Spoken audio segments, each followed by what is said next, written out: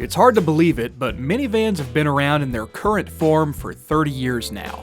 Chrysler really created the kind of car that we call a minivan back in 1984, and it's taken on a leadership role in the industry ever since.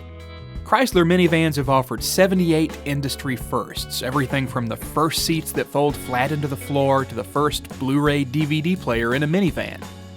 To celebrate its 30th year of production, Chrysler is offering a special 30th anniversary edition of the Town & Country with commemorative badging, special paint, and black interior trim. Now, Chrysler brought me a 2014 Town & Country to drive for a week, and I like a lot of things about it. The stow-and-go seats are still the best solution I've ever seen for easily folding the second row seats down into the floor. And it came absolutely loaded with features that my kids loved, like 2 different Blu-ray DVD screens that they could watch from the back seats. It also has some things that I'm not quite as wild about, starting with the driving feel. You know, to my taste, the best driving van on the market for years has been the Honda Odyssey.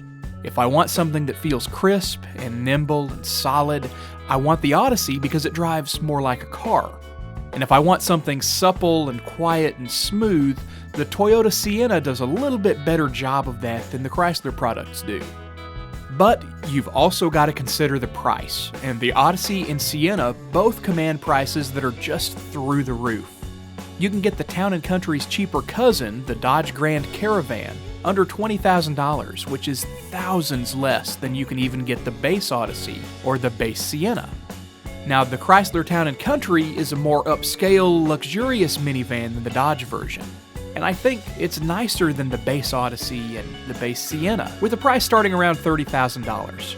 So it's still a pretty good value for what you get with all that content for the money. Now, the version Chrysler sent me was just packed with options that jacked the price all the way up to around $45,000. It had leather seats, a navigation system, a power liftgate, you know, all the bells and whistles that you could imagine on an upscale minivan.